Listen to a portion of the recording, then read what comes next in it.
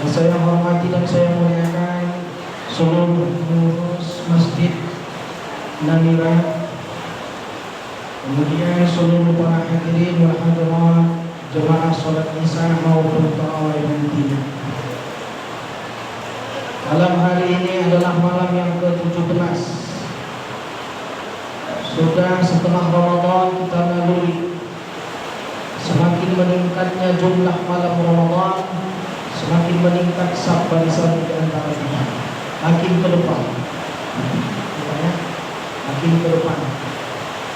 Dua pesan yang akan saya sampaikan pada malam hari ini. Yang pertama mengenai tarawih.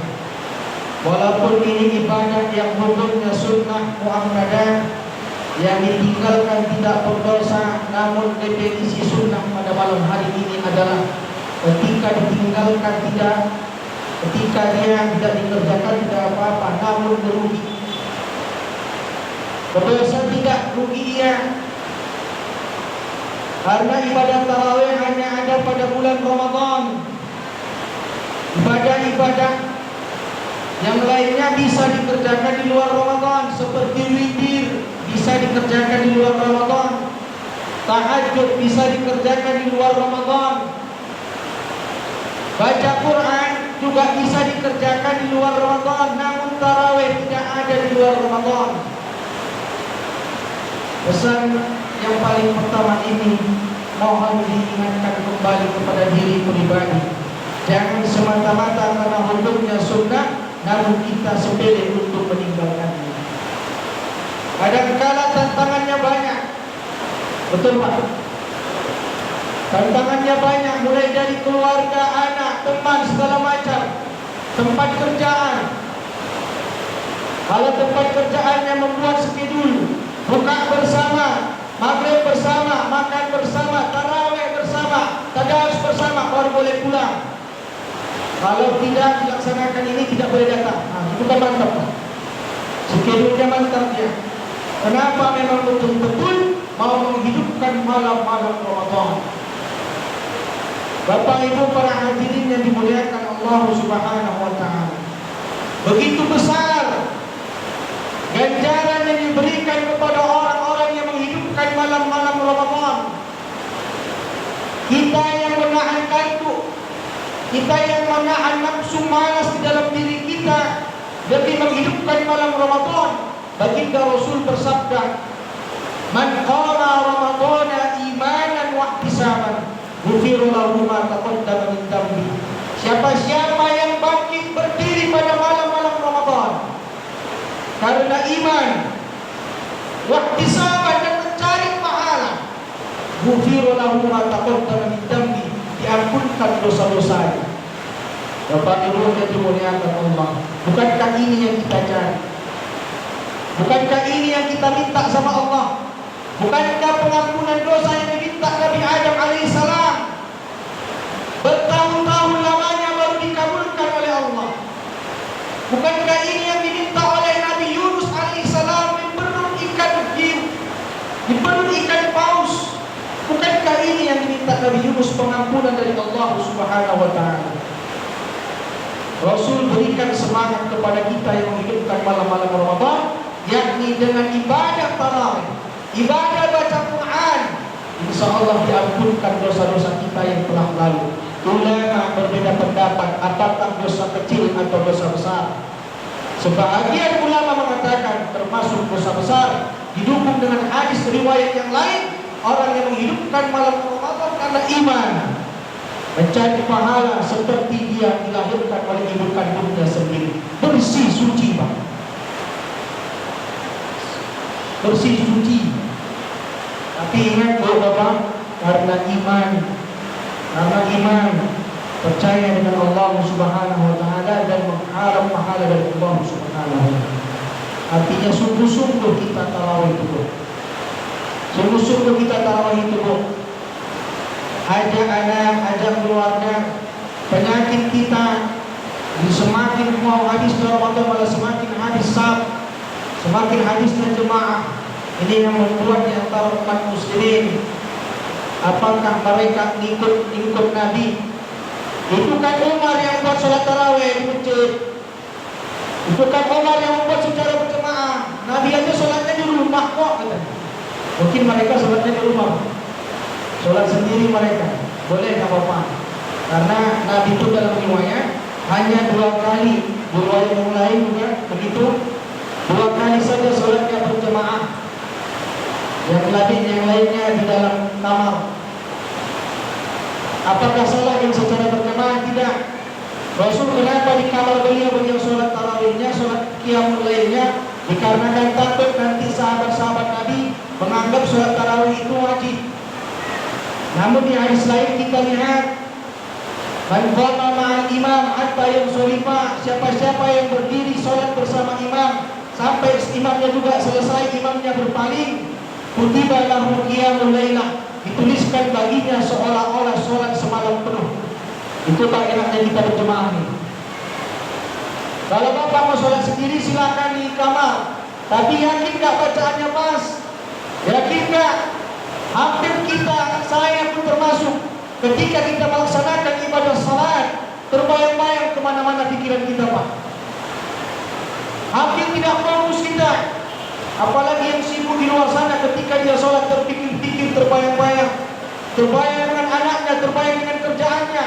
Tidak ada yang bisa fokus, hampir tidak bisa fokus.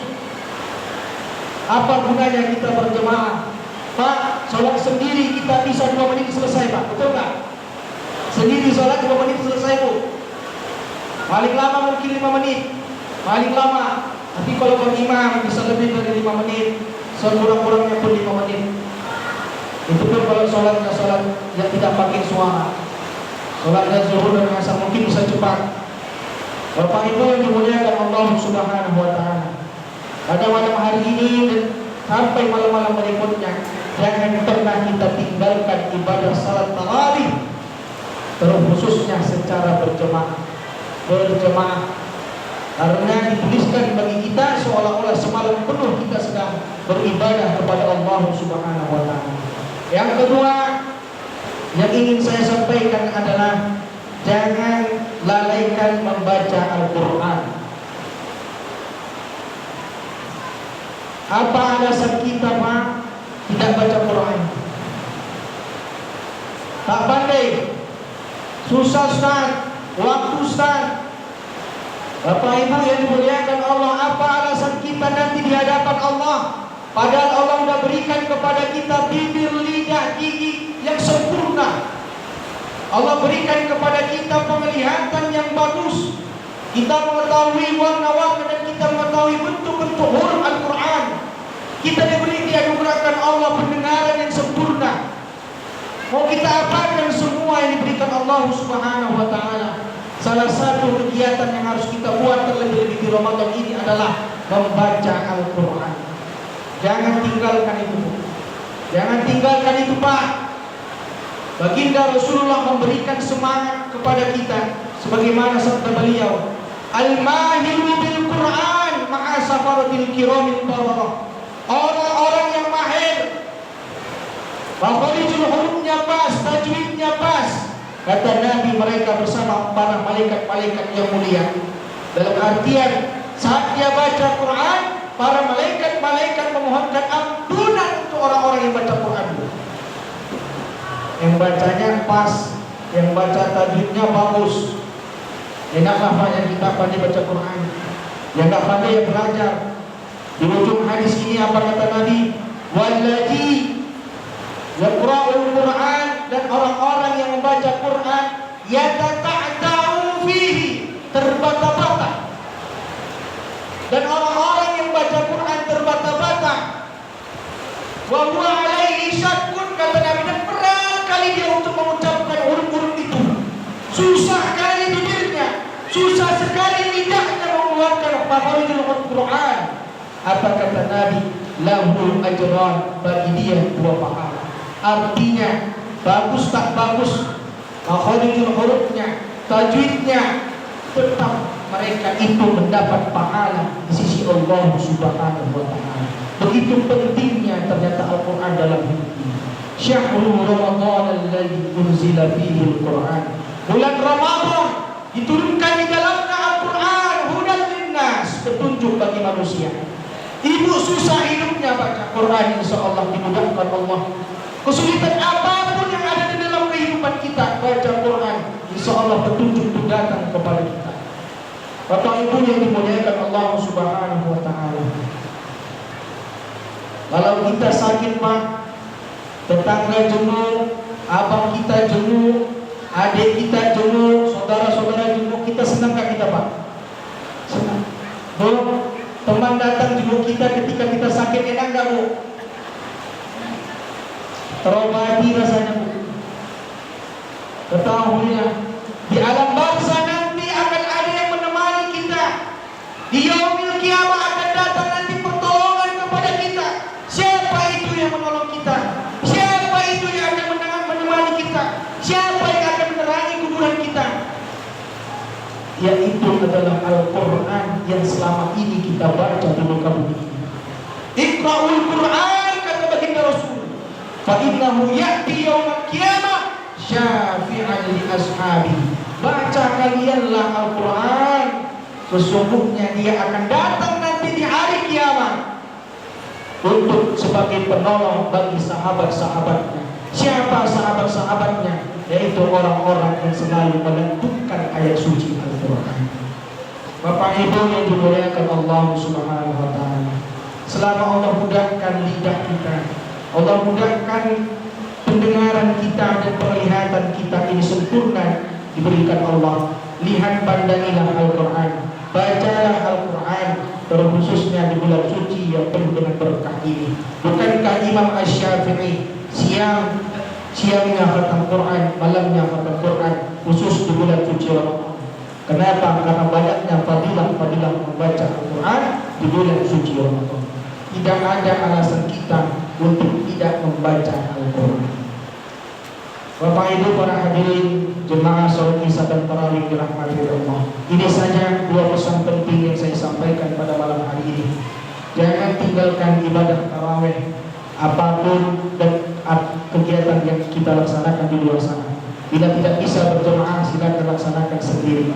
Yang kedua, selalulah baca Quran.